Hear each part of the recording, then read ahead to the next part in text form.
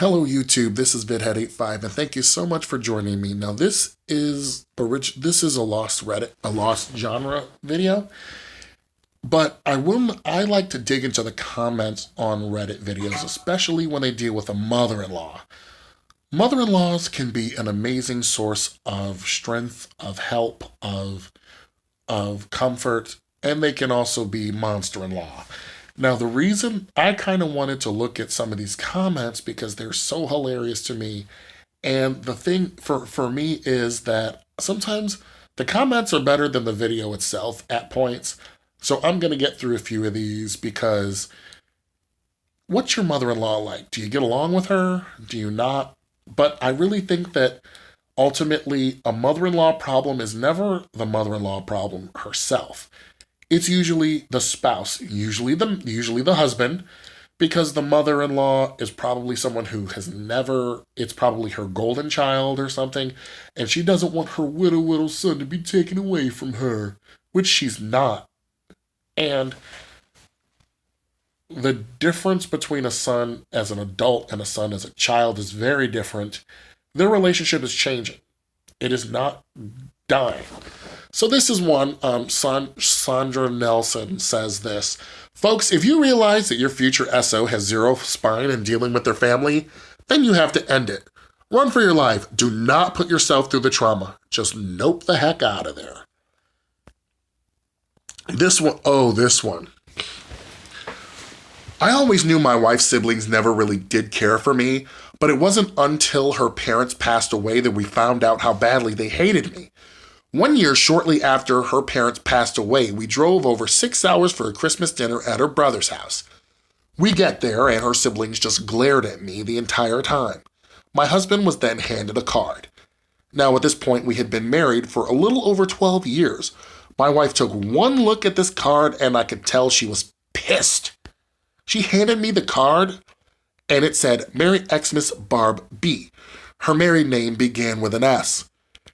She took the card back from me and tore it into a million pieces, threw it at them, and said, fuck you. We left right after that and returned to our hotel room only to check out early in the morning and drive 6 hours home. We went no contact from that point onward. It wasn't until my wife passed away when my father told me I should at least tell them their sister had passed away shortly before Christmas of 2019. They insisted I give them her ashes or they would sue me. I laughed at them and told them, good luck on that. She's already buried in my family plot. I haven't heard anything from them since then. Good riddance to bash rubbish. P.S. Lost Genre, if you want to use this in one of your videos, you have my full permission. Oh yeah, I don't, but this one's a good one. The more I read about nightmarish in-laws, the more grateful I am for my grandparents. My parents have been married for almost 30 years, and since they started dating, my 4 grandparents have been really close, supporting each other through various hardships, celebrating holidays and family gatherings, sharing grandchildren. When my paternal grandmother had a major spine surgery, my maternal grandparents had her move in with them during her recovery so they could care for her for almost no charge. Yeah, my parents hit the in-laws jackpot, and I just feel so sorry for the people posting here. Okay.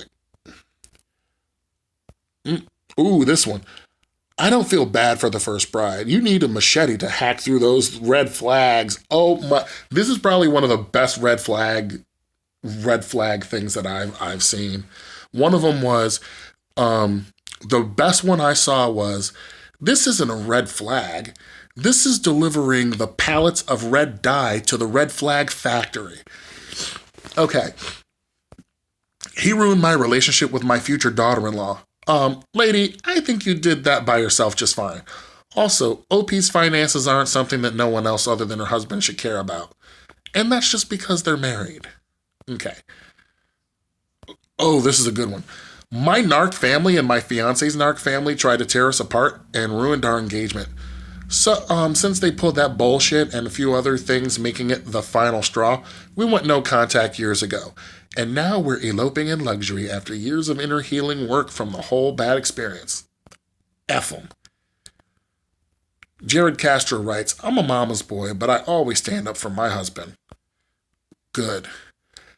If I were in OP's shoes, I would have given the friggin' ring back and never looked back before even thinking about saying I do. Wait, the mother-in-law held a separate party on their wedding day and was upset that the newlywed couple couldn't attend? What the fuck? Story 1. Glad the husband is now an ex. Story 2. Thank goodness for spouses with a spine. Something must be broken in me because I couldn't care any less if toxic relatives know my children, no matter who they are. Blood doesn't make us family. The blood of the covenant is thicker than the water of the womb. And I know that it's the blood of the battlefield is the original phrase. Both of my parents were way too enmeshed with their parents. Yes, it is good to be close to your family, but everyone has their own identity, thoughts, feelings, hopes, goals, and dreams.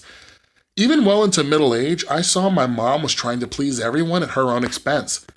She never had her own identity. She passed away too young. Never had her own life. Parents, teach your children to be their own person. Stop pressuring them to live the life you want.